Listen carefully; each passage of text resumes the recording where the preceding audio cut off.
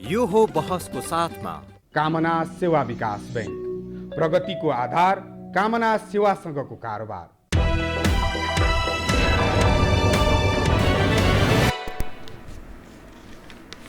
नमस्कार, यो हो बहसमा म यहाँहरूलाई हार्दिक स्वागत गर्दछु। जीवराम भण्डारी। आज यहाँहरू सामुन्ने उपस्थित हुनुहुन्छ स्वामी आनन्द अरुण। उहाँ संस्थापक हुनुहुन्छ ओशो तपोवनका।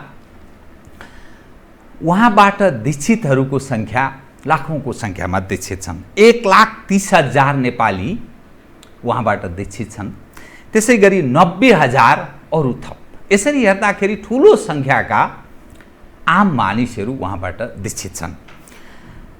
नेपालमा 97वटा यो ओशो तपोवन मातहतका आश्रम सञ्चालित छन्। विदेशमा 100, झन्नै 100, यसरी हेर्दाखेरि 197वटा आश्रमहरू नेपाल र विदेशमा गरेर सञ्चालित छन्। मैले अलिकति करेक्सन गरेँ, 90,000 नेपालमा उहाँबाट दीक्षित छन् र अरू विदेशको सहित गर्दाखेरि स्वामी आनन्द अरुणबाट 1,30,000 नागरिक उहाँबाट दीक्षित छन्। उहाँ एउटा यस्तो जीवन व्यतीत गर्नुहुन्छ, अलि अरूको भलो होस्, जगत भलो, त्यस्तो कल्पना उहाँ गर्नुहुन्छ। समग्रमा आज म उहाँसँग जीवन र जगतलाई केन्द्रमा राखेर कतिपय मानिसको जीवनसँग सम्बन्धित, मानिस स्वभावैले सुखी हुन चाहन्छ, दुःख उसको चाहना होइन, त्यो कसरी सम्भव छ, नेपालको यथार्थपरक अवस्था र मानव जातिको यो दुःखको कारण र सुख प्राप्तिको उपाय अर्थात् जीवन र जगतसँग जोडेर कतिपय विश्लेषणात्मक र कतिपय सूचनामूलक ढङ्गले कुराकानी गर्नेछु। सर्वप्रथम म उहाँलाई स्वागत गर्छु। स्वागत छ यहाँलाई। धन्यवाद भण्डारीजी। अब म कहाँबाट प्रवेश गर्न चाहेँ भने अलिअलि गेरु वस्त्र जस्तो धारण तपाईँको जीवन हेर्दा एउटा स्वर्गको इन्द्रको जस्तो त्यस्तो मानिस कल्पना गर्छन् है। मानिस स्वभावैले अब्बल दर्जाको नागरिक समाजमा भएका आम मानिसभन्दा उत्कृष्ट, चर्चित, सुखभोगी यस्तो हुन चाहन्छ। तर वास्तवमा जीवन त्यस्तो छैन। संसारमा हर मानिस कुनै न कुनै ढङ्गले दुखी छ। सम्पत्तिमा छ तथापि दुखी छ, गरिब छ यसै दुखी छ, शिक्षा छ तैपनि दुखी छ, अशिक्षित छ दुखी छ। तर उसको उत्कट चाहना भनेको सुख प्राप्ति, आनन्द। अब हामीले बाहिरबाट हेर्दा पनि त्यो मानिसले भने झैँ तपाईँको जीवन सुखी देखिन्छ, हँसमुख हुनुहुन्छ। त मानिसलाई सुख प्राप्ति सम्भव कसरी छ? कृपया मैले यहीँबाट सुरु गरेँ। अब यसपछि 1, 2, 3, 4 गरेर म सबै विषय आम जिज्ञासाहरूलाई जीवन र जगतका बारेमा, तपाईँका बारेमा, तपाईँको संस्थाका बारेमा, ओशोका बारेमा एज ए होलमा म विषय उठान गर्ने प्रयत्न गर्छु। कृपया। अब हाम्रो बुद्धले जो नेपालका गौरव हुनुहुन्छ, हामी सबैको लागि राष्ट्रिय गौरवका विभूति हुनुहुन्छ, उहाँको प्रथम आर्य सत्य के छ भण्डारीजी भने जीवन दुःख हो। उहाँको मात्रै जन्म नै दुःख कि जीवन होल क्वालिटी लाइफै दुःख हो होइन। पहिलो आर्य सत्य उहाँको। दुःख कारण छन्, अरू आर्य सत्य छन्, दुःखका कारण छन्, त्यो पछि हामी गरौँला। नानकले पनि के भन्नुभयो? नानक दुखिया सब संसार। कबीरले पनि के भन्नुभयो भने रहना नहीं यो देश बिराना, दुःखको संसार हो होइन। कबीरले त अझ राम्रो के भन्नुभयो भण्डारीजी भने प्रजा दुखी राजा दुखी, जोगीका दुख दुना। जोगी पनि दुखी छन्, डबल छन् होइन। किन उसलाई त सांसारिक चिज पनि चाहियो, आध्यात्मिक पनि चाहियो होइन। उसको दुख झन् डबल छ। घर घर देखा कबीरा दुख बिना एकौँ घर न सुना। एउटा घर पनि छैन जो दुःखको बिना छ। भण्डारीजी के छ भने हामी देख्दैनौँ, हामीसँग सम्यक दृष्टि छैन, त्यस कारणले जीवनमा वैराग्य आउँदैन, धर्म आउँदैन। बुद्ध जस्तो सम्यक दृष्टि भयो भने हामी सबैलाई अध्यात्मको बाटोमा हिँड्नलाई प्रेरित गर्छ। जीवन दुःख हो, हामी जन्मिन्छौँ रुँदै जन्मिन्छौँ, अलिक होइन, नाङ्गै खाली हात, मर्ने बेला पनि त्यही स्थिति हुन्छ।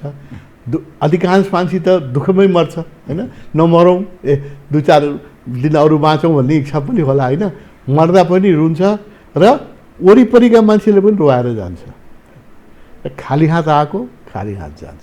अब हेर्नुहोस्, जुन जीवनको सुरुवात रुदनबाट भयो, आँसुबाट भयो र अन्त पनि रुदनबाट भयो, आँसुबाट भयो, त्यो बिचमा पनि दुःख सुखका आश्वासनहरू छन्, आशा छ, सुख होला, भोलि होला। तर अधिकांश व्यक्तिका जीवनमा बारम्बार अत्यन्त दुःख आउँछ, रोग आउँछ, शरीर छ। हामी शरीर रोगको मन्दिर हो। कसैले पनि म कोरोनाबाट 100% सेफ छु आज कोही भन्न सक्छ? कोही पनि भन्न सक्दैन। अनेक रोग छ, क्यान्सर छ, ब्लड प्रेसर छ, एसिडिटी छ होइन।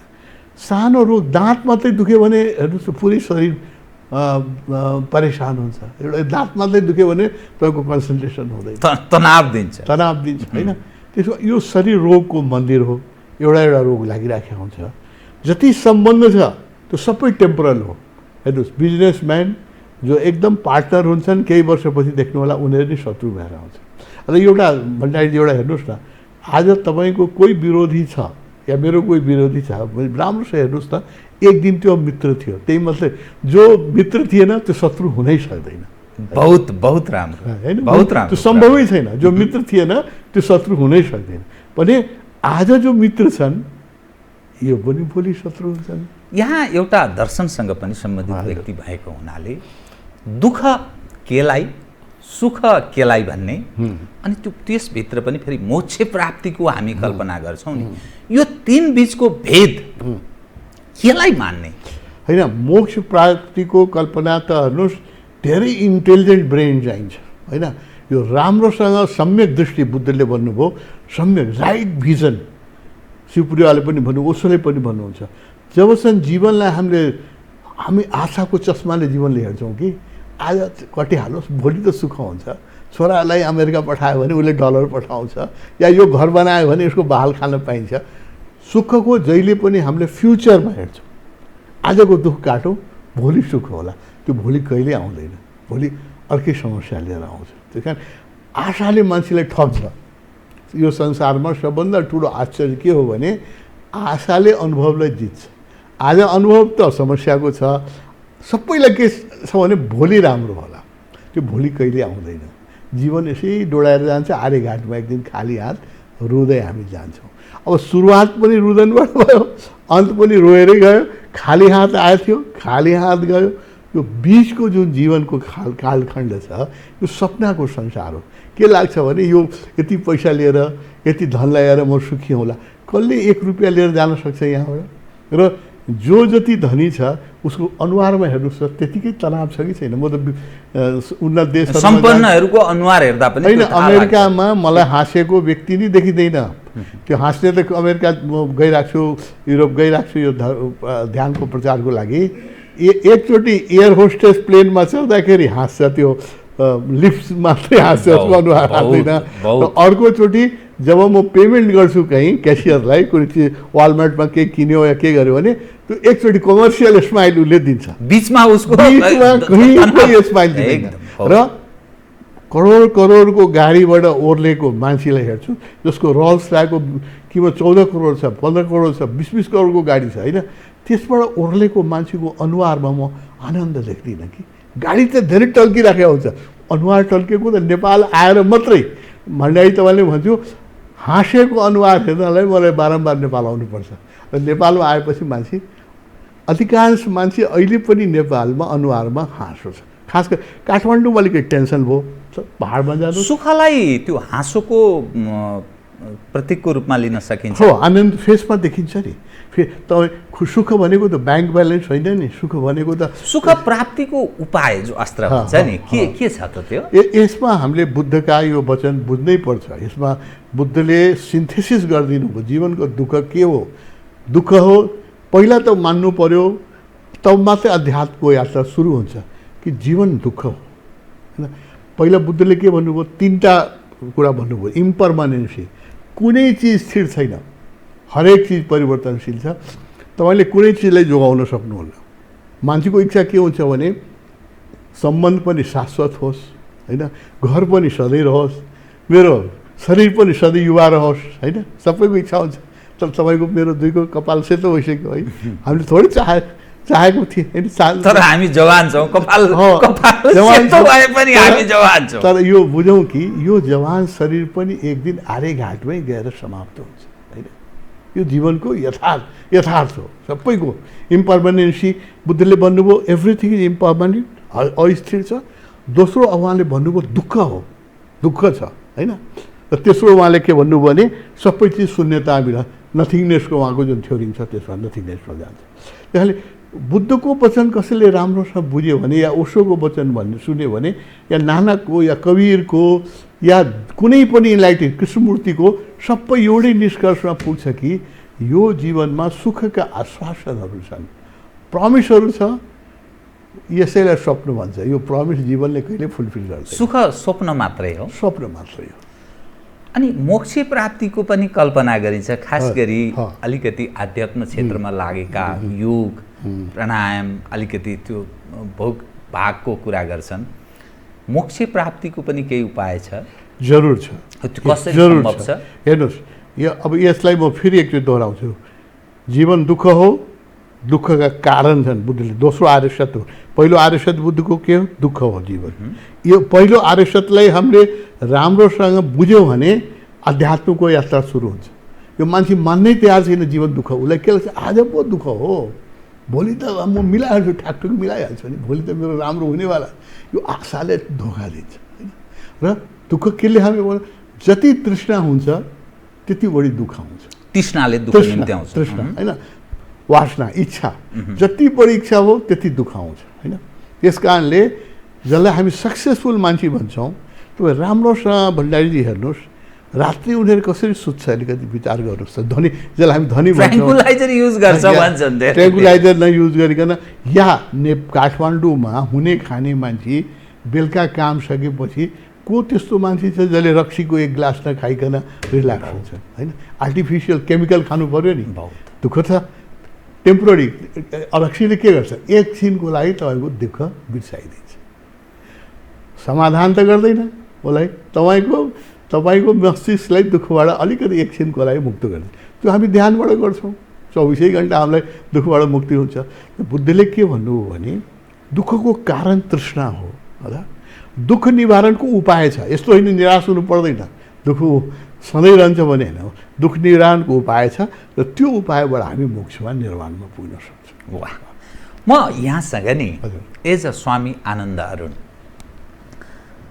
तपाईँ आफै चाहिँ अब तपाईँको यसो हामीले जीवन हेर्दा बडा सुखमय जस्तो हँसमुख, होइन। मैले स्वर्गको जो कल्पना सपना गर्छ नि, सपनाको इन्द्र भगवान्, इन्द्र राजा इन्द्र, त्यस्तो तपाईँलाई मैले एउटा कल्पना त्योसँग चाहिँ मैले त्यो मानिस जोड्छ। वाह!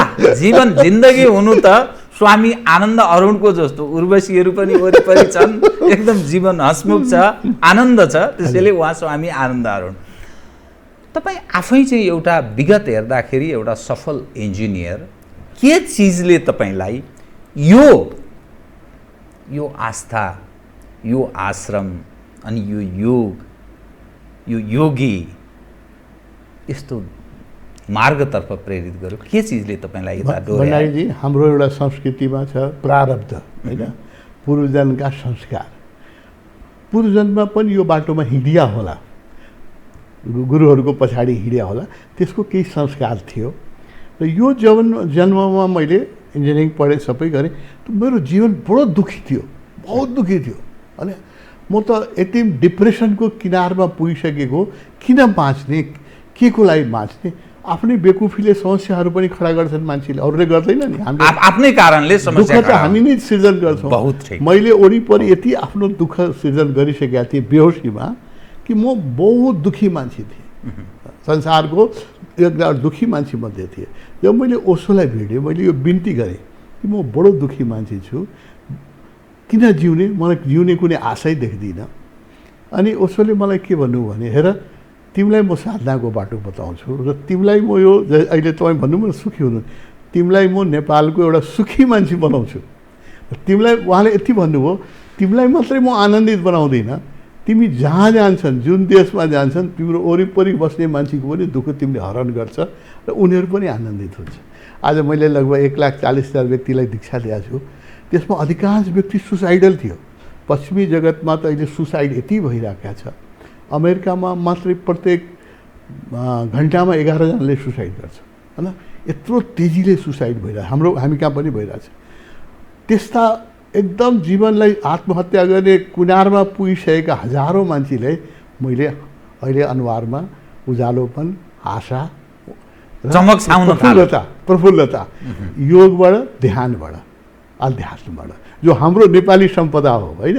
विदेशमा टेक्निकल सम्पदा धेरै छ, त्यो हामीलाई चाहिएको छ, जरुर चाहिएको छ, तर उनीहरूका खुसी हुने सम्पदा हामी कहाँ मात्रै छ, पूर्वीय जगतमा मात्रै छ। उनीहरू जति हेर्नुहोस् कति सक्सेसफुल मान्छेहरू सुसाइड गर्छ भने, या डिप्रेसनमा त 25% व्यक्ति अहिले विकसित देशका डिप्रेसनमा गइसके। र यसले के भनिरहेछ, WHO ले के भनिराखेको छ भने 30% व्यक्तिलाई यो वर्ष समाप्त हुँदा, कोरोनाले गर्दाखेरि 2020 समाप्त हुँदा 33% व्यक्तिलाई चाहिँ मानसिक चिकित्साको आवश्यकता पर्छ। यत्रो जोडले डिप्रेसन बढिरहेको छ। हामी नेपाली गरिब छौँ, खास हामीसँग भौतिक सुविधा छैन।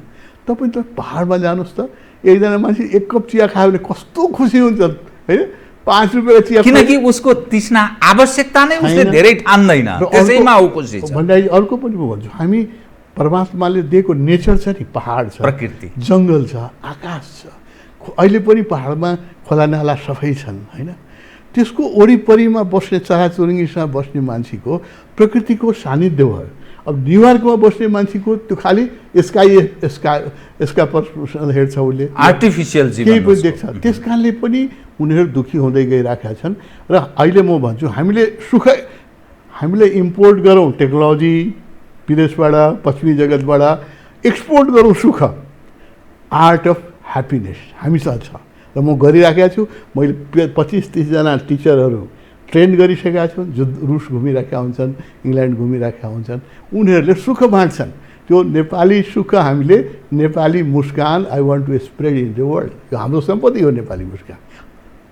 दुर्भाग्यवश काठमाडौँमा हराउँदै गइरहेछ। अहिले पनि जिल्लामा छ थारूहरूको नाच हेर्नुहोस् होइन, केही पनि छैन, कस्तो मस्त नाच। तामाङहरूको नाच हेर्नुहोस्, कस्तो मस्त नाच।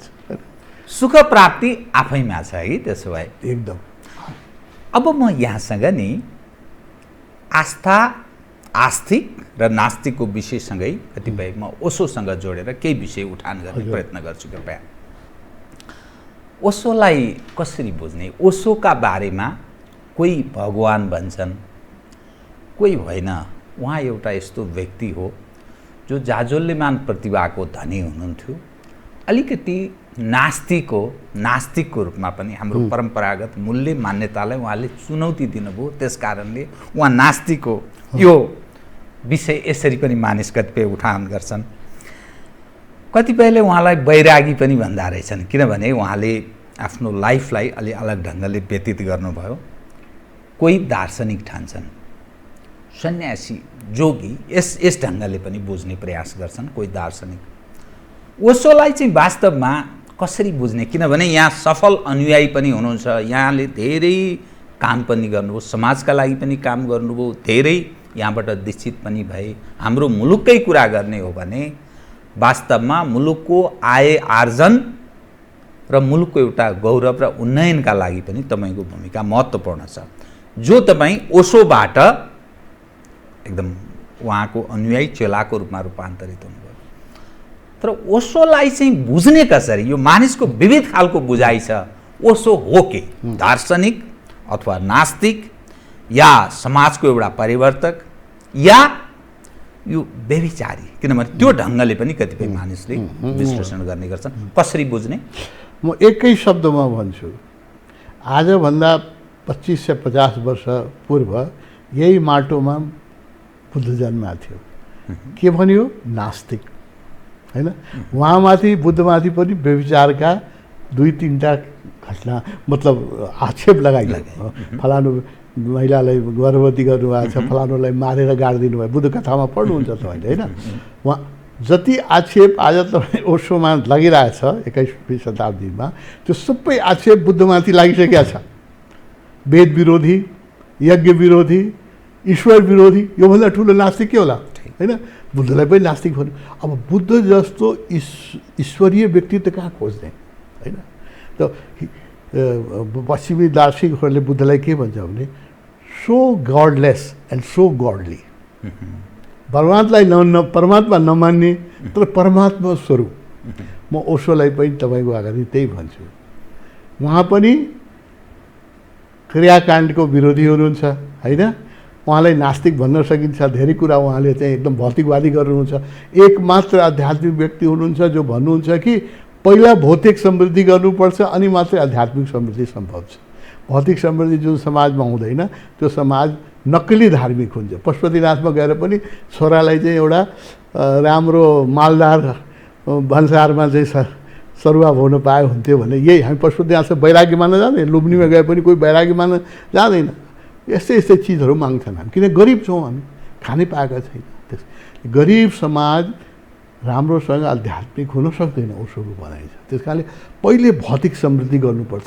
यसले गर्दाखेरि उहाँले सबैले भौतिकवादी भने, कतिले सुरुमा मार्क्सवादी पनि भने, किन उहाँले के भन्नुहुन्थ्यो भने दुनियाँ ग्लोबल सिटिजन हामी हुनुपर्छ, राष्ट्रियता पनि एक प्रकारको जातीयता हो भनिदिनु उहाँले। त्यसले अनि नो मनी जुन हो सबभन्दा ठुलो यो संसारको सबभन्दा ठुलो दुःखको जड र अत्याचारको जड चाहिँ पैसा हो। त्यस कारणले हामीले यस्तो एउटा समाज बनाउनुपर्छ जहाँ कि मान्छेको श्रमको किमत होस्। कम्युनहरू बनाउँ, जस्तो हाम्रो कम्युन या झन्नै त्यो साम्यवादमा प्रवेश गर्ने युगको कल्पना गर्नुभयो। कम्युन त साम्यवादको हो। अमेरिकामा हामीलाई किन खेद्यो, यही कारणले उसलाई खेद्यो भने किनभने मनीलेस सोसाइटी बनाइदिनु हो। 126 स्क्वायर माइलको एरियामा ओरेगनमा पैसा चल्थेन। हरेक मान्छेले 3-4 घन्टा काम गर्नु पर्थ्यो, उसको हरेक आवश्यकता कम्युनले पुरा गर्थ्यो। अब कार्ल मार्क्सले त्यो परिकल्पना मात्रै गर्यो, everybody will work according to his ability and everybody will get according to his need. जुन कार्ल मार्क्सको महान परिकल्पना थियो त्यो न रुसमा सक्सेसफुल भयो, कसैले गर्न सके, न चीनमा आज छ। त्यो सिर्फ रजनीशपुरममा ओशोले गएर देखाउनु भयो या हामीले तपोवनमा गएर देखाइराखेका छौँ। हाम्रा कम्युनहरूमा everybody get according to his need and everybody works according to his ability. यसको एक्जाम्पल हेर्नु भने तपोवन आउनुहोस्, हाम्रा नेपालमा जुन तपाईँले भन्नुभयो हाम्रा जुन 97वटा आश्रमहरू छ त्यसमा गएर हेर्नुहोस् न। हरेक मान्छे, हामी बाथरुम पनि सफा गर्छौँ, भाँडा पनि माझ्छौँ, किचन पनि, कुनै कामको हायरार्की छैन। एउटै ड्रेस सबै लगाउँछ। त्यो को इन्जिनियर हो, को अक्षर चिन्दैन, को पिएचडी हो, को मुसलमान हो, को हिन्दू हो, त्यो छुट्याउनै सक्नुहुन्न। त्यो कार्ल मार्क्सको जो आज कार्ल मार्क्सको आत्मा जहाँ भए पनि हामी त आत्मा विश्वास गर्छौँ, त्यो ओशोका कम्युनहरू देखेर बडो खुसी होला। किन हामीले आध्यात्मिक साम्यवाद ल्यायौँ, धर्म पनि गर्छौँ, ध्यान पनि गर्छौँ, योग पनि गर्छौँ र हामी समानता हो भने विश्वास गर्छौँ। अनि यो आत्मा र परमात्माको यहाँले कुरा गर्नुभयो। आत्मा अनि परमात्मा यसलाई कसरी बुझ्ने, आस्तिक हुने र नास्तिकको विषय फेरि जोडिन्छ कि यहाँहरूसँग काहीँ न काहीँ। त्यो नास्तिकहरू हुन्, परम्परागत मूल्य मान्यता हाम्रा समाज आदर्श पक्षहरूलाई मान्दैनन् भन्ने आक्षेप पनि छ। यो आत्मा परमात्मा अनि आस्तिक र नास्तिक यो विषयको अलिकति व्याख्या गरिदिनु कृपया। अब हाम्रो व्याख्या के छ भने हामी नास्तिक कसलाई भन्छौँ, जसलाई आफूमाथि विश्वास छैन। ईश्वर चिन्नलाई पहिले त आफूलाई चिन्नु पर्यो। आत्मा त न परमात्मा, जसलाई आत्मबोध छैन, म को हुँ यसको बोध छैन, उसले ईश्वरको कुरा मात्रै गर्छ। उसले के बुझ्दैन नि, खालि ईश्वर के भन्छ भने मैले गर्न नसकेको काम भगवान्ले गरिदियोस् होइन। मेरो छोरीको राम्रो ठाउँमा बिहा गराइदियोस्, मेरो राम्रो ठाउँमा प्रमोसन गराइदियोस् होइन, मेरो रोग लागेको रोग निको गरिदियोस् भने परमात्माले हामीले इम्प्लोइमेन्ट एक्सचेन्ज जस्तो बनाइदिएको छौँ होइन। माग माग माग, परमात्मा माग्नलाई होइन नि, परमात्मा त सबै मागबाट मुक्त हुने ठाउँ हो। लुम्बिनी गएर या पशुपतिनाथमा गएर त हामी कामनाबाट मुक्त हुनलाई जानुपर्छ। त्यो इम्प्लोइमेन्ट एक्सचेन्ज होइन नि। पशुपतिनाथ त्यहाँ गएर यो छोरालाई यो होस्, छोरीलाई यो होस् भन्ने माग अधिकांश मान्छे यसै जान्छन्, वासना लिएर जान्छन्। यो धर्मको विकृत रूप हो हैन। हामी त्यहाँ जानुपर्छ सन्तोष माग्नलाई। परमात्मा तिमीले जो दिया छ, म त बिहान उठेर हरेक दिन परमात्मालाई के धन्यवाद दिन्छु, मेरो जुन हैसियत छ, मेरो जुन औकात छ, मेरो जुन गुण छ, त्योभन्दा यति बढी कसरी दिए तमले दिए। खाना लाउनकै केही समस्या छैन, लुगा लाउन। अधिकांश व्यक्तिलाई अहिले संसारमा 70% व्यक्ति भण्डारी कस्तो संसार हामीले बनाएको छौँ भने संसारको जति रिसोर्सेस छ 97% रिसोर्सेस पश्चिमी जगतका 30% मान्छेले भोगिरहेका छन्। 97% 30%ले भोगिरहेछ।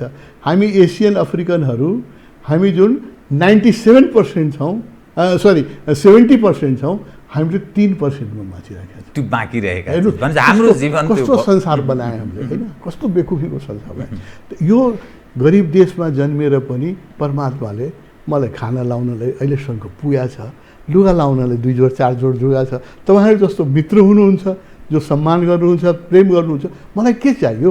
बिहान उठेर परमात्मालाई रोज धन्यवाद दिनु हैन। धर्म भनेको के हो? Thank giving. हामी सबैलाई परमात्माले धेरै दिएको छ, त हामीले नदेख्या हुनाले धन्यवाद दिँदैनौँ। अरू उसको देख्छौँ गाडी, उसको देख्छौँ घर, उसको देख्छौँ पद, यो पनि चाहियो भनेर हामी दौडिराख्छौँ। यो हामी हेर्दैनौँ कि जति हामीलाई दिया छ त्यसले राइट भोग गऱ्यो भने यही पर्याप्त छ, पर्याप्तभन्दा पनि बढी छ। अब म यहाँसँग नि अलिक फरक ढङ्गले प्रस्तुत हुन चाहेँ।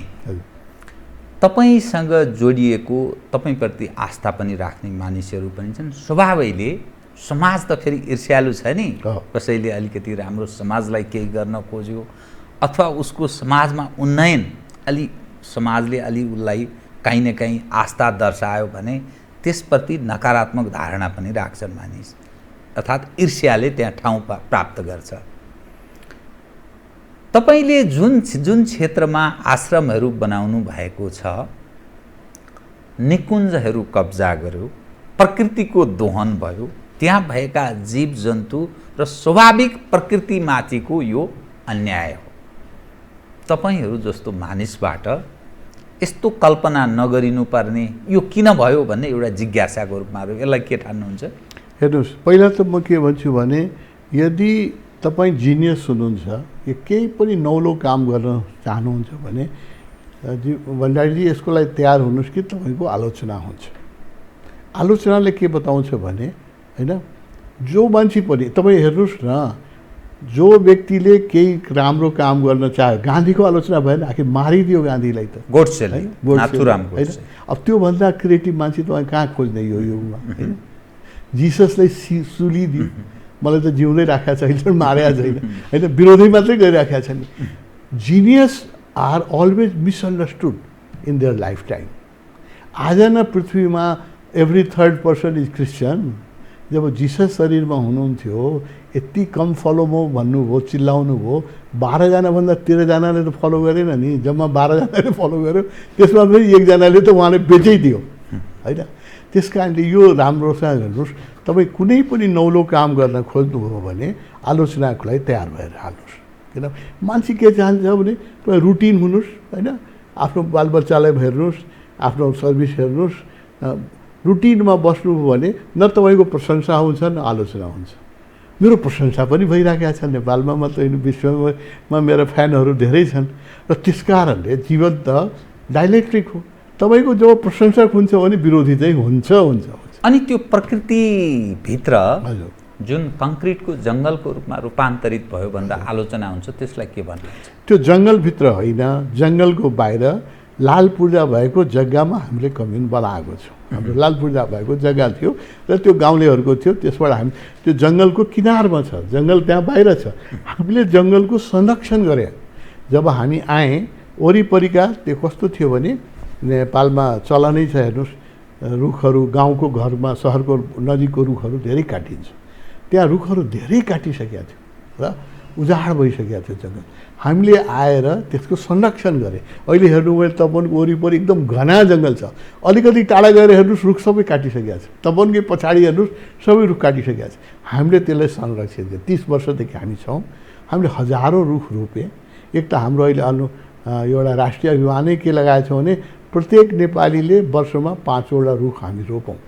अनि हामीले सन्यासी हाम्रो आफ्नो बर्थडेमा हामी केक काट्दैनौँ होइन, हामी मोमबत्ती फुक्दैनौँ। त्यो यो पश्चिमी जगतकै कपी हो त्यो बलि राखेको दियो फुक्नु भनेको त उसब हो। अब हामीले पश्चिमको सोझै नकल गरेँ होइन, मोमबत्ती फुक्ने। अब पहाडमा पनि गाउँमा पनि जसले कहिले इङ्ग्लिस बोलेको छैन ऊ बाउले पनि छोराको बर्थडेमा जिल्लाबाट केक मगाउनु पर्ने, ह्याप्पी बर्थडे टु भन्नुपर्ने र चाहिँ मोमबत्ती फुक्नु। हामी यसको विरोधी हौँ। हामी के भन्यो भने यो सब बेकार छ। सेलरोटी खाऊ, तराईमा चाहिँ पुवा बनाउँछ, मालपुवा बनाएर खाऊ होइन। यो किन केक काट्नु पर्यो र यो काटकुट किन गर्नु पर्यो? प्लस बलिराखेको दियोलाई बुताउनु भनेको त हामी कहाँ आयु घटाउनु हो। त्यसै हामी रुख लगाउँछौँ। हामीले के सङ्कल्प गरेका छौँ, प्रत्येक सन्यासीले आफ्नो बर्थडेमा, हाम्रा नेपालमा जुन 90,000 सन्यासी छन्, कमसेकम हामीले 4 लाख रुख हरेक वर्ष लगाइरहेका छौँ। लगाउन मात्रै हुर्काउँछौँ त्यसलाई। अहिले त हामीले अभियान के कुरा सुरु गरेका छौँ, सरकारले जस्तो लगाइदिने अनि छोड्दिने होइन रहेछ, त्यसलाई हुर्काउने संरक्षण पनि गर्ने। 100 त हामी खाली रुद्राक्ष हुर्काएका छौँ तपोवनमा, एउटा रुद्राक्ष थिएन। अहिले 100 रुद्राक्षको रुखहरू छ र हाम्रो बाणगङ्गामा कम्युन छ, त्यहाँ खोलाले खाना लाइसक्यो। हामीले त्यहाँ सङ्कल्प गरेका छौँ भने त्यहाँ 1 लाख रुख लगाउने। अनि यहाँसँगै जोडिएको तपाईँले एक सन्दर्भमा नि अब कुनै न कुनै फेरि जोडिन्छ, अनि त्यस कारण मलाई यो जिज्ञासाहरू यौनसँग जोडिएको विषयलाई मैले उठान गर्न चाहेँ। मैले तपाईँलाई एज अ एउटा इन्द्रको एउटा स्वप्न त्यो ढङ्गले प्रस्तुत पाएँ। अलिकति महिलाहरू वरिपरि झुम्मिन्छन् स्वामी आनन्द अरुणसँग, अनि एडभोकेसी पनि उहाँले गरिदिनु भयो। यो रेड लाइट इलाकाहरू वैध ढङ्गले खोलिदिए राम्रो भन्ने, यो हाम्रो पूर्वीय कल्चर उपरको यो प्रहार हो भन्ने दृष्टिकोण राख्ने मानिस पनि रहेछन्। अनि फेरि तपाईँको अलिक उर्वशीको विषय पनि काहीँ न काहीँ इन्द्र भगवान् इन्द्र स्वर्गको राजा इन्द्रसँग पनि मैले कल्पना गरेँ। यो दुई विषयलाई जोडेर हेर्दा नि तपाईँले यो विषय किन उठान गर्नुभयो? यो प्रश्न उठेको विषय उपर तपाईँ के भन्नुहुन्छ? हेर्नुहोस्, यो यौनलाई हामीले बडो अवैज्ञानिक ढङ्गले लिइराखेका छौँ होइन। हामी नेपालमा हौँ जहाँ तन्त्रको गढ थियो एक दिन। आज पनि पाटन भक्तपुरमा अहिले पनि तन्त्रका मन्दिरहरू छन्, तान्त्रिक गुरुहरू छन् होइन। यो नेपालमा इन्डियामा हिन्दू जाति कहिले पनि काम विरोधी जाति होइन। हिन्दू जातिले खजुराहो, कोणार्क जस्ता मन्दिर बनाए। यहाँ पनि कुनै पनि मन्दिर गर्नुहोस् त, चुडालमा चाहिँ सेक्सको, यो हामी सेक्स विरोधी जाति नै होइन। हामी कहाँ जब आक्रमण भयो, पहिला त 12वीं शताब्दीदेखि आक्रमण भयो, 13वीं शताब्दीसम्म इन्डियामा तन्त्र जो छ पिकमा थियो। नेपालमा पनि पिकमा थियो तन्त्र होइन। तान्त्रिक यसलाई त तान्त्रिक सहरै भन्थ्यो काठमाडौँलाई। र त्यसमा सेक्स चाहिँ वर्जित थिएन। त्यसलाई हामी बडो हेल्दी ढङ्गले ल्याएको थियो, तन्त्रले बडो हेल्दी ढङ्गले ल्याएको थियो। जब यो पश्चिमी एसियाबाट आक्रमण भयो होइन र इन्डिया गुलाम भए होइन, उनीहरूले तान्त्रिक मन्दिरहरूलाई जलाए। किन उनीहरूको दृष्टिकोणमा सप्रेस्ड हिन्दू जाति बाहेक, हिन्दू धर्म बाहेक अरू सबै धर्ममा सेक्स सप्रेस्ड छ। क्रिस्चियनिटीमा पनि त्यस कारण यत्रो होमोसेक्सुअलिटीका यत्रो होइन। हजारौँ केस, 11,000 केस अमेरिकामा मात्रै छ पाद्रीहरूमाथि सेक्सुअल एब्युज गरेको 11,000 केस छ होइन।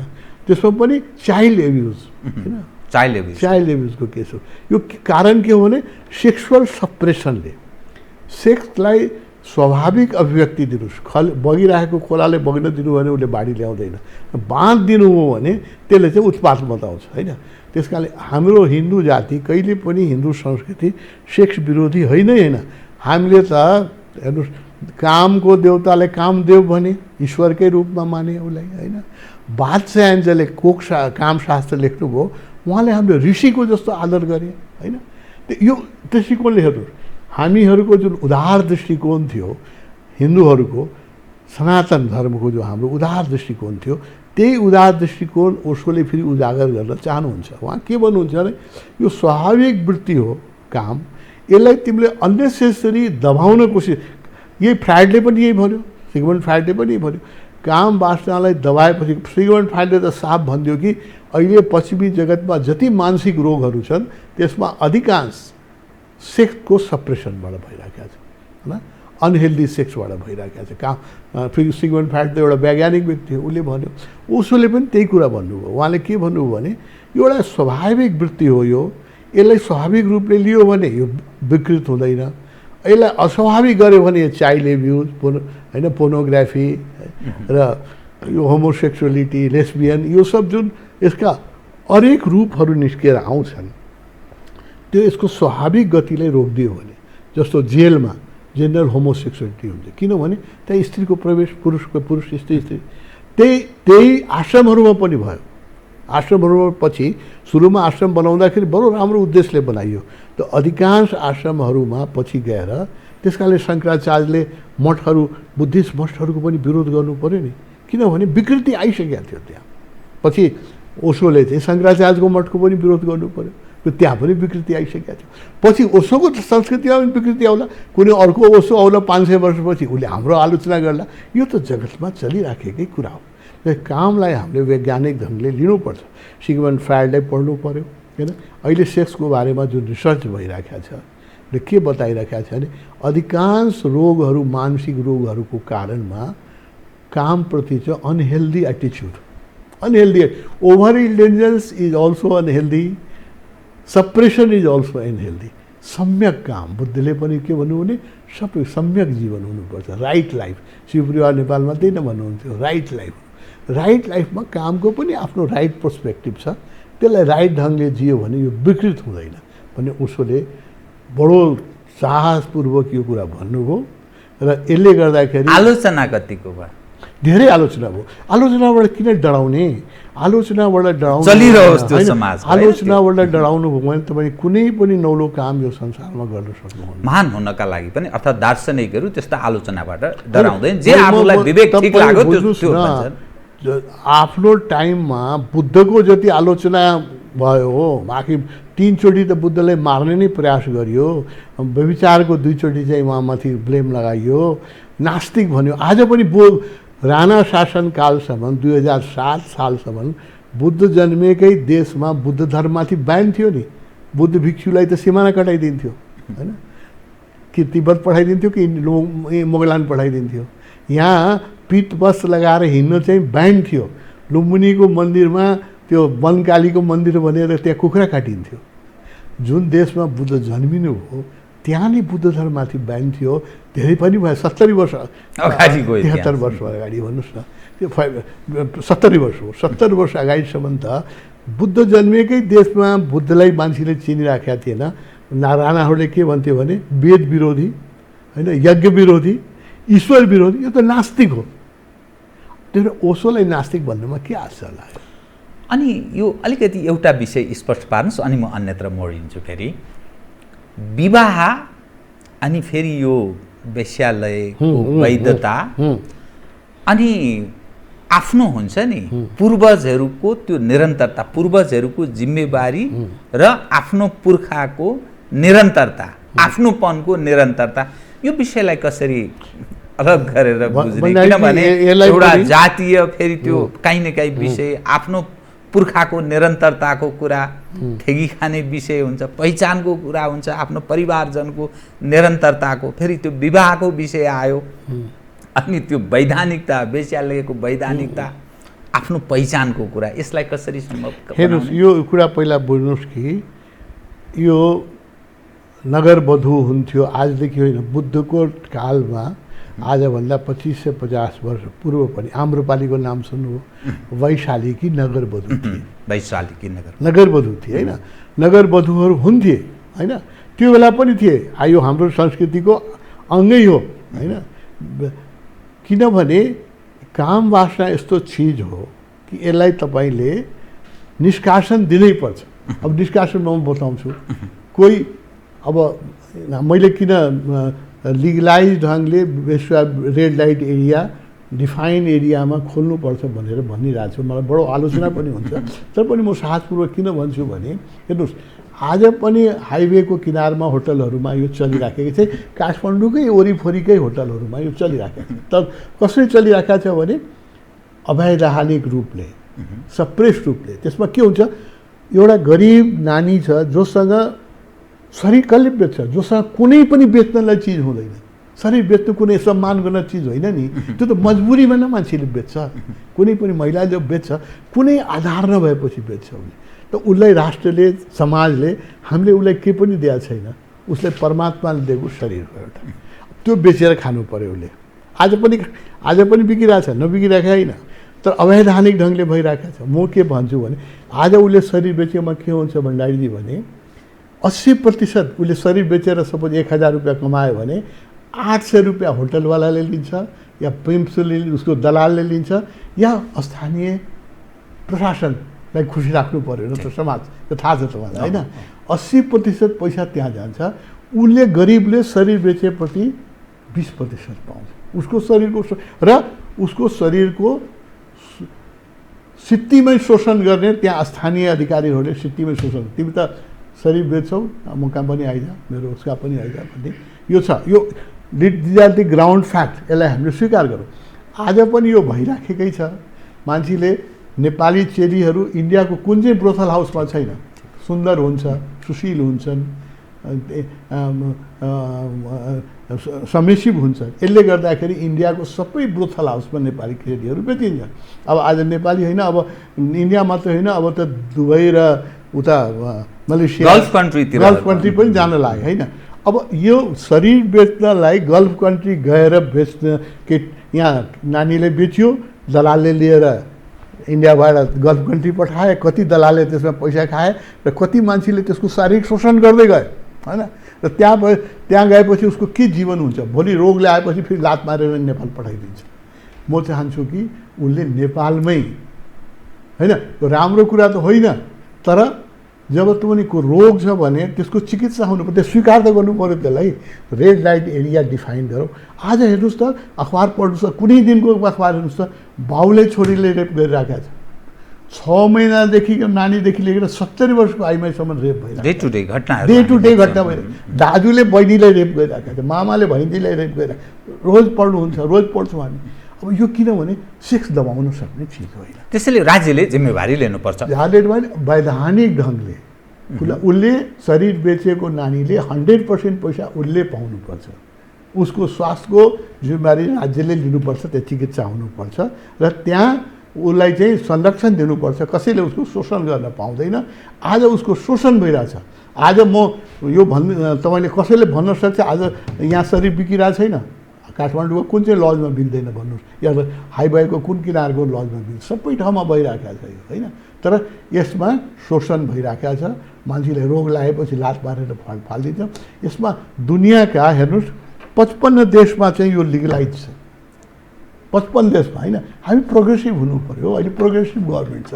हामीले त्यो जकियानुसी विचारले कुरा गर्नु भएन, प्रोग्रेसिभ हुनु पऱ्यो। कि त सेक्सलाई चाहिँ एलिमिनेट गर्ने कोही त्यस्तो औषधि निकाल्नु पऱ्यो होइन। बाउले छोरीलाई रेप गर्नुपर्ने होइन, भाइले बहिनीलाई रेप गर्नु, मामाले भान्जीलाई रेप गर्नु डेली सुनिराख्नु भएको छ कि छैन? डेली भइरहेको छ।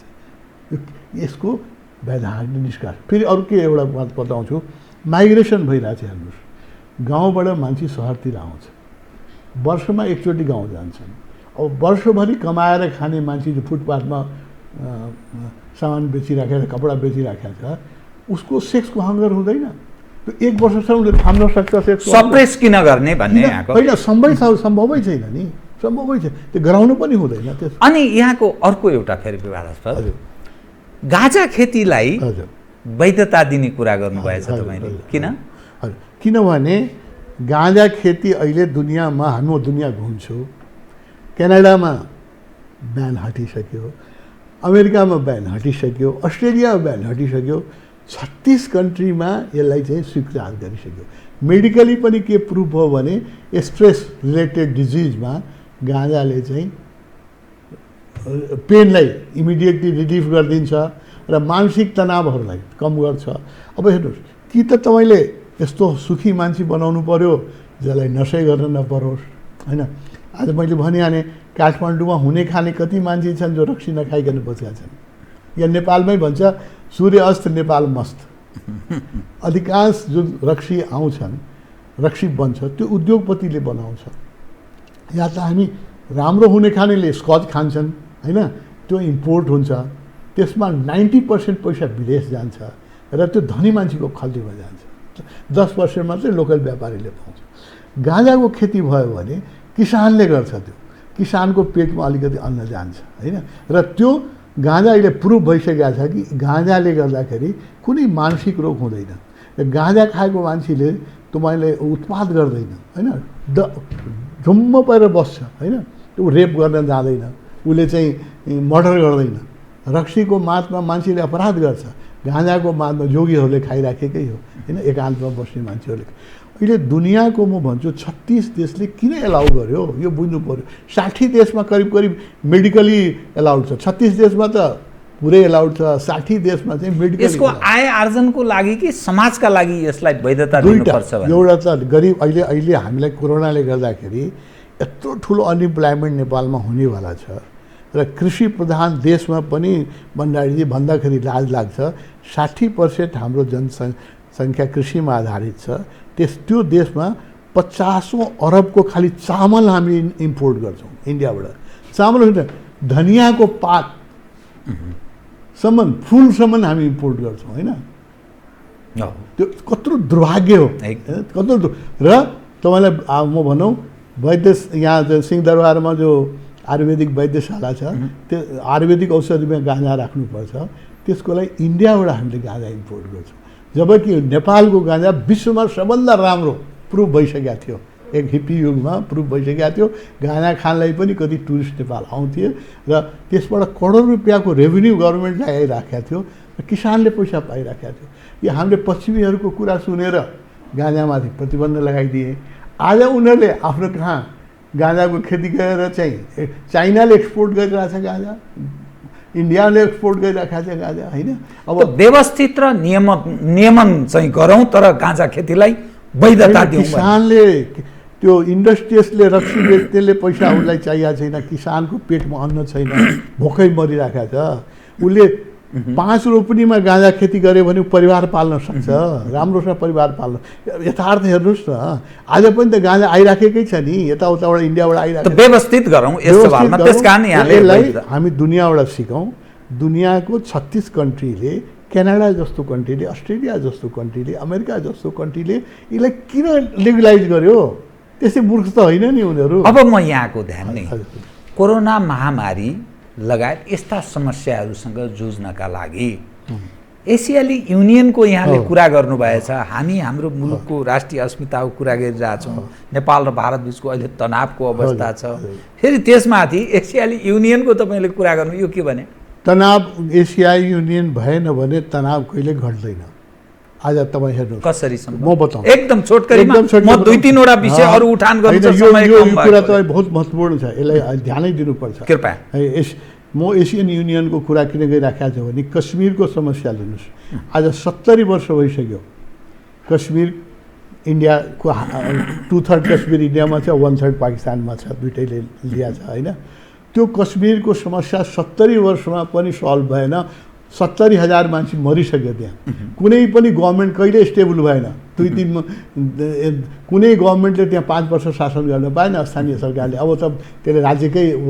कश्मीरको समस्या तपाईँले 2000 वर्षमा पनि इन्डिया र पाकिस्तानले सल्भ गर्न सक्दैन। मानव जातिको लागि दुःखको एउटा प्रतीकको रूपमा रह्यो त्यो। कति दुःख छ हेर्नुहोस् त। तपाईँलाई हामीलाई इन्टरनेट 5 दिन बन्द गरिदियो भने तपाईँको के गति होला? 6 महिनादेखि कश्मीर इन्टरनेट बन्द भयो, फोन बन्द भयो। कस्तो मान्छेले जिया होला कल्पना गर्नुहोस् न हामी। त्यस कारणले त्यो समस्याको समाधान इन्डिया पाकिस्तानको बिचमा यदि एसियन युनियन भइदियो भने त्यो कमन ल्यान्ड हुन्छ। त्यो पाकिस्तानी पनि आउन सक्छ, व्यापार गर्न सक्छ, इन्डियन पनि जान सक्छ। न इन्डियाको हुन्छ, त्यो एसियाको हुन्छ होइन। कश्मीर समस्या जो 7000 वर्षमा पनि सल्भ हुँदैन लडेर। कति बन्दुक चलाउने? हजारौँ मान्छे त हरेक वर्ष मरिरहेछ। तपाईँ हेर्नुहोस् न, ट्याङ्क लगाएर चाहिँ युनिभर्सिटी बन्द गर्नुपर्छ, कस्तो तमासा छ होइन। इन्डिया र पाकिस्तानको अधिकांश टेन्सनको जड एउटा कश्मीर छ। त्यसको एसियन युनियन एउटा राम्रो सल्युसन हो। एसियन त्यसमा के अधिकारवाला हैन, कसरी तपाईँ गर्ने? यसको एकदम छोटकरीमा कृपया। यो कुरा धेरै ठुलो कुरा छ। मैले नेपालको एउटा सानो मान्छेले कुरा उठाएको छ, तर यो भोलि गएर हुनेवाला छ। युरोपियन युनियन कसरी बन्यो यसमा हेर्नुहोस् न। फर्स्ट वर्ल्ड वार हो। फर्स्ट वर्ल्ड वार भनेपछि एक त युरोपियनहरू फ्रेन्च, जर्मन, इङ्ग्लिस, इटालियन सधैँ लडिराख्ने, सधैँ लडाइँ हुने होइन। दुईवटा त विश्वयुद्ध हामीले गत शताब्दीमै हेऱ्यो नि, जर्मनले गर्दाखेरि फर्स्ट वर्ल्ड वार हो, सेकेन्ड वर्ल्ड वार हो।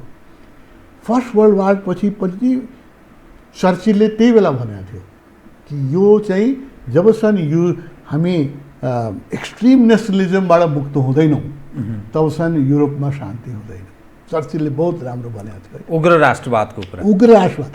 आज संसारमा फेरि उग्र राष्ट्रवाद आयो। ट्रम्पदेखि सबै मोदीदेखि हाम्रो सीदेखि सारा दुनियाँमा उग्र राष्ट्रवाद आयो आज होइन। यो उग्र राष्ट्रवाद भनेको वर्स्ट काइन्ड अफ जातीयता हो। यसले युद्ध मात्रै निम्ताउँछ। अब world has become a family, global civilise. अहिले त मैले बोलेको कुरा अहिले तपाईँको उसबाट अमेरिकामा मेरो बस्ने साथीले हेरिरहेको छ इन्टरनेटबाट अहिले होइन। World has become a global family. हाम्रो माइन्ड फ्रेम अहिले पनि उग्र राष्ट्रवादी छ।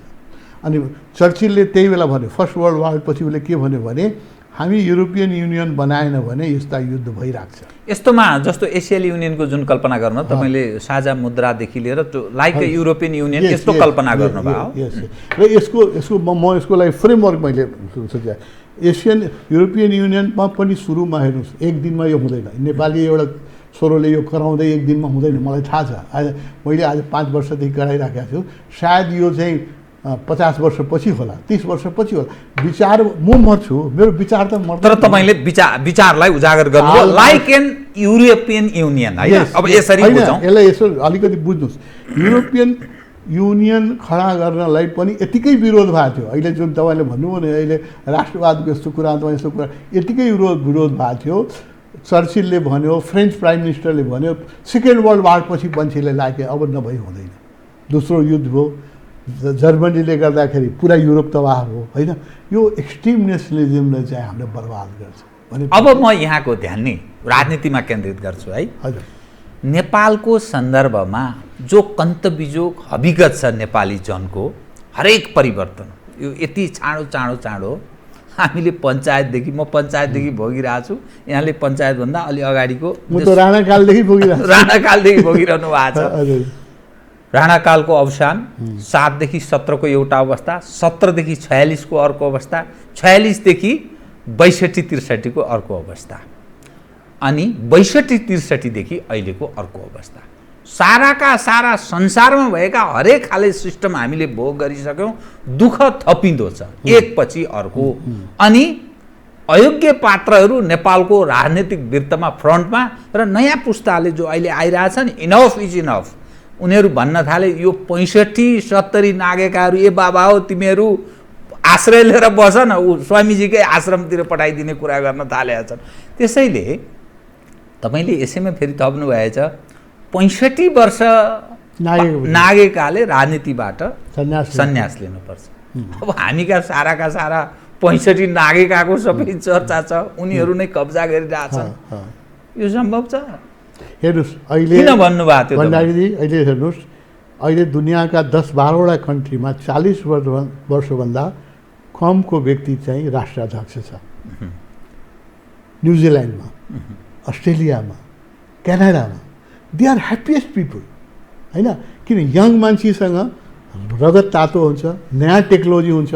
अब म 77 वर्षको भएँ, म चाहिँ सक्रिय राजनीति गर्छु भनेपछि त्यो देशलाई समाजलाई धोका दिने मात्रै हो। किन आधी एनर्जी त हाम्रो शरीरलाई 77 वर्षको मान्छेले त आफ्नो शरीरमा रोग हुन्छ, कमजोर हुन्छ, जाँगर हुँदैन, त्यो जाँगर हुँदैन। अहिले यो म एउटा जोक भनौँ है, नराम्रो मान्नु।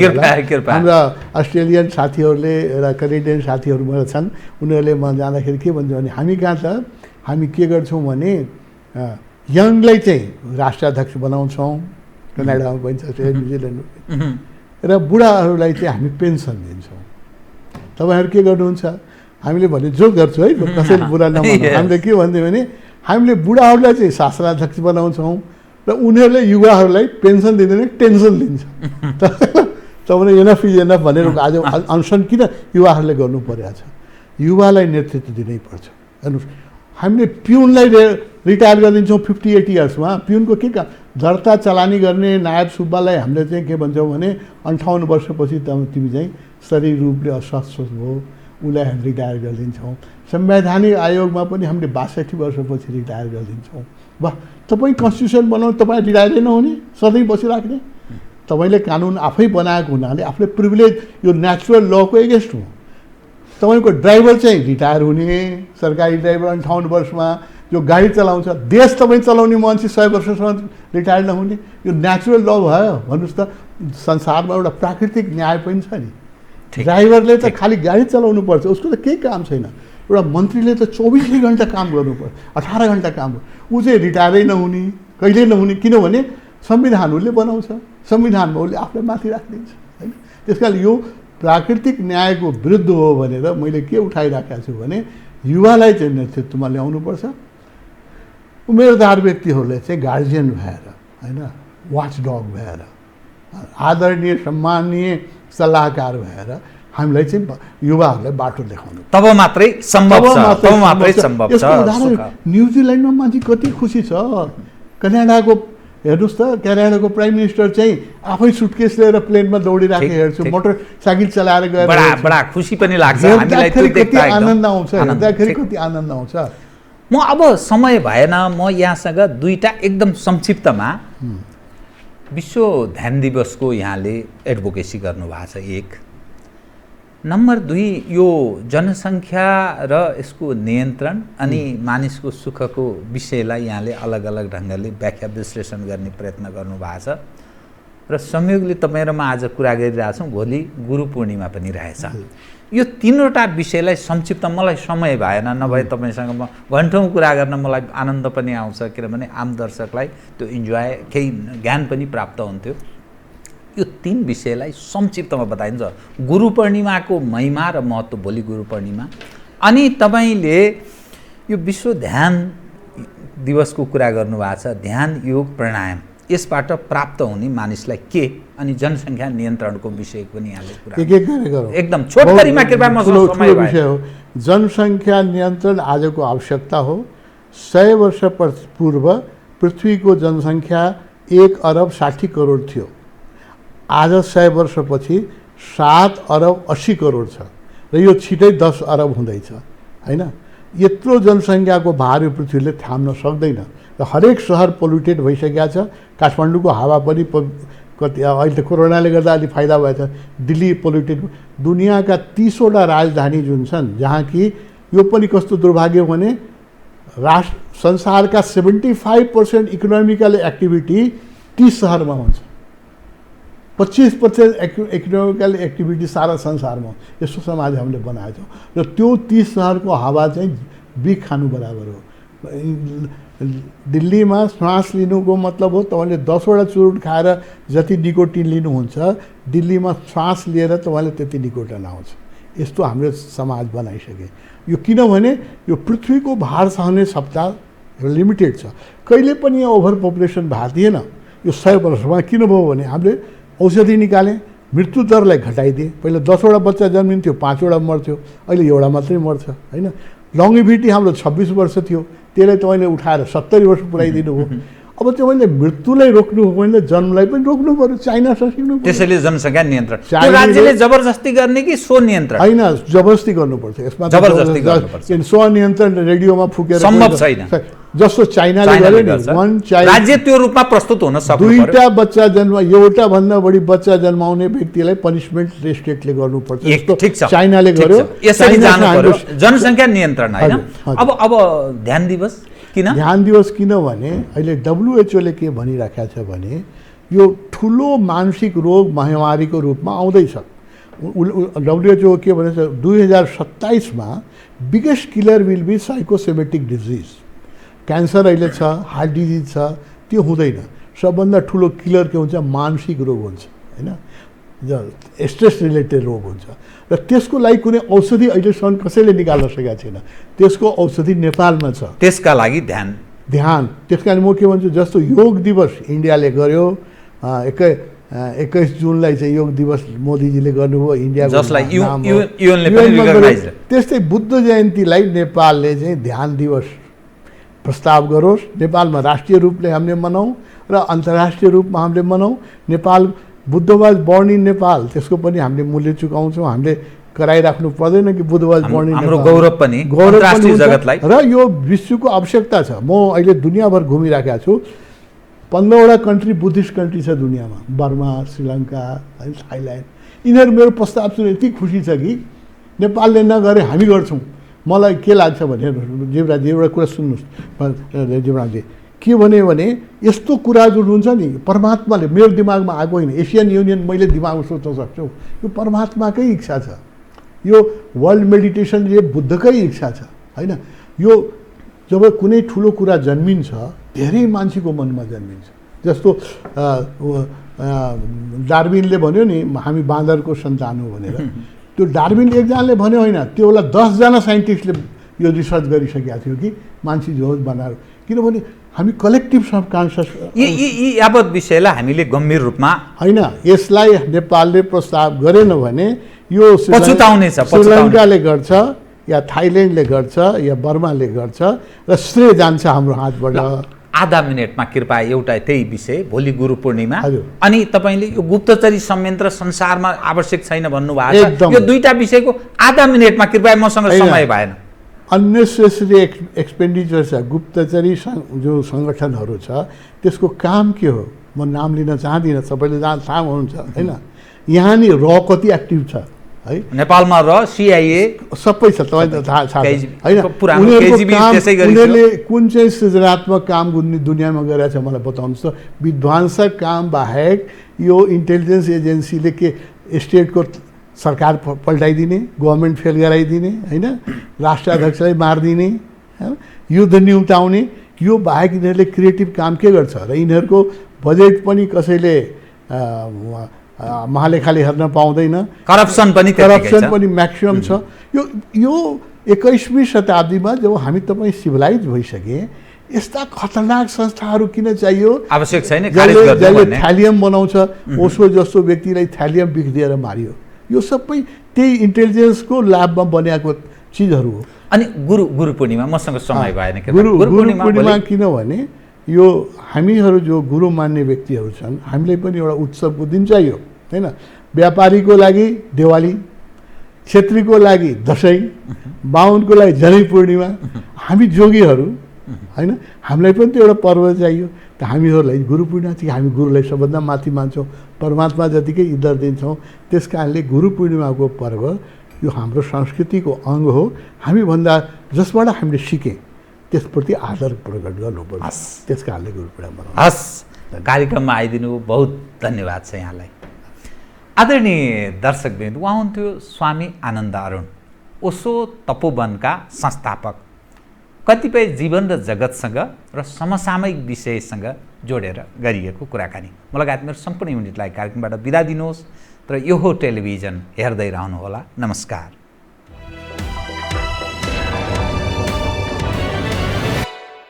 यो हो बहसको साथमा कामना सेवा विकास बैंक, प्रगतिको आधार कामना सेवासँगको कारोबार।